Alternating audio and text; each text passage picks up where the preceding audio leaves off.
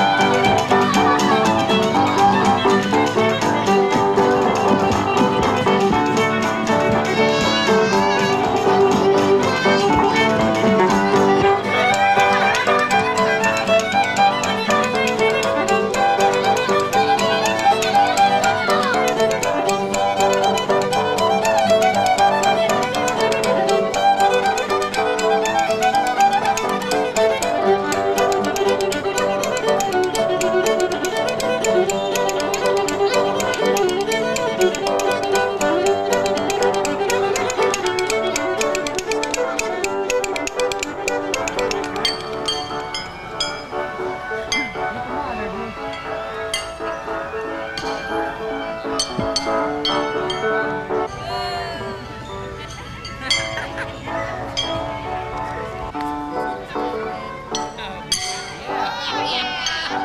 your time. Go out. At the Tyne-Denega Indian Reserve, about 2 hours' drive from Toronto, the Mohawks are a proud people with a history stretching back centuries.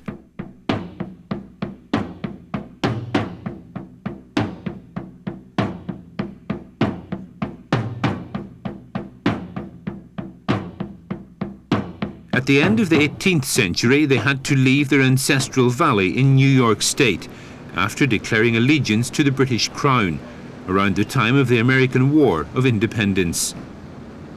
They are fiercely loyal to the Crown, and some of them served in the First and Second World Wars. That loyalty to the Crown and contact with Orangemen led to the formation of an Orange Lodge in 1843. Mohawk LOL 99 once had 140 members. Now there are only about 15 left, but they still meet regularly in an Orange Hall on the Indian Reserve. There is also a Women's Orange Lodge. Well, it's special to everybody, you know, that's in the Orange Order. It don't matter where you are, it's especially here, really.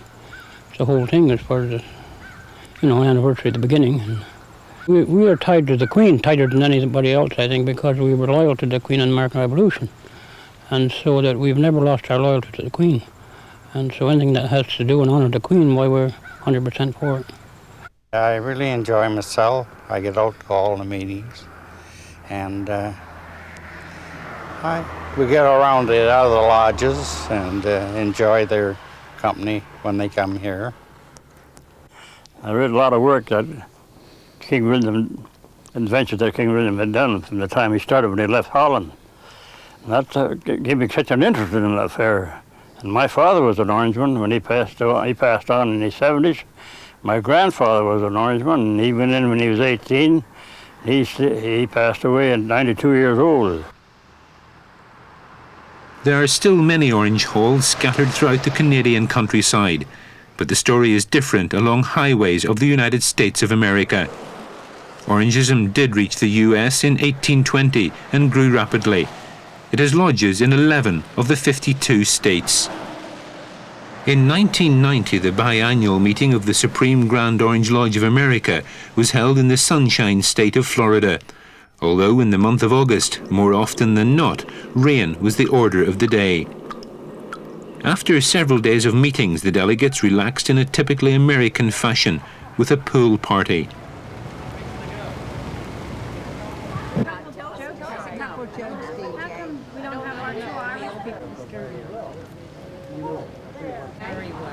Have a good day tomorrow. Oh, all right. Wow. Did you jump?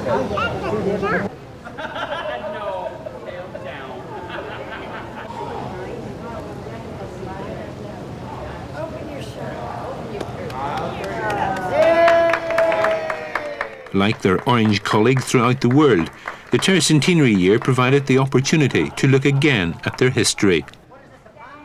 Just meeting now here in Florida, which is sort of unusual for us. Normally we meet where one of the jurisdictions would be, or either Pennsylvania, New Jersey, Delaware, California. This year we're meeting here in Florida where we really don't have any Orange Lodges. So this is a get-together, just an absolute special one, because William of Orange means a lot to us over here. Many of the things that he stood for, we brought along to the United States, and many of them are in our Constitution. As Orange men and women all over the world commemorate the Battle of the Boyne 300 years ago, the river itself continues to flow steadily through the Irish countryside, giving away few secrets about that famous day in 1690. One morning fair, as I did stroll down by my sweet Boyne side, the flowers in bloom, the birds did sing, the sun was shining bright. On vines so green I made my way, by rippling waters clear. The smells of summer fill the air, sweet sounds that fill my ears. On bossy Boyne's I did sit down, a rest I wished to take. The sun that shone upon my face, its rays did warm my brow. The rippling waters sang to me a haunting lullaby, and into sleep I gently crept to dream of days gone by. July the 1st, a morning clear to armies greeted me. William and James from distant lands in war they did embrace. To Boyne's green Boynes they made their way to fight for golden crown. The sounds of battle filled the air, my Boyne she flowed like wine. Came screams of pain from dying men, the soil with blood-stained red. As cavalry charged and cannon roared, the sky it rained with lead. But through smoke the flags did fly, the orange and the green. And then at last a cheer we hear, King James has fled the field. King James to Dublin he did ride, and then to France did flee. King William's men had won the day, the Boyne their victory. And still my river gently flows, a tear in Ireland's eye. For on that day brave men had died to gain our liberty. King William's army arrived on the northern banks of the River Boyne on the 30th of June 1690. The battle that followed was brought back to life by the Orange Order at a reenactment near Cookstown, at the birthplace of the Reverend George Walker, Governor of Londonderry during the siege. As the two armies faced each other across the river, William held a council of war. His two most senior generals, Marshal Schomberg and Count Soames, favoured different plans of action. William listened carefully to their opinions. I believe that he was a very able tactician and a very masterly general. It had been proven in his earlier years in his homeland as he held the Netherlands together against invaders. Sometimes people have criticised his actions at the Boyne, and they have said that Schomberg suggested a flank attack, Soames wanted a frontal attack, and William was indecisive and therefore decided to combine the two. I actually believe that he took the best of both plans and used them, and the end result was a successful military victory. The course of the Battle of the Boyne, and indeed the history of Europe, could have so easily been different. As William carried out a reconnaissance of the Jacobite forces, he was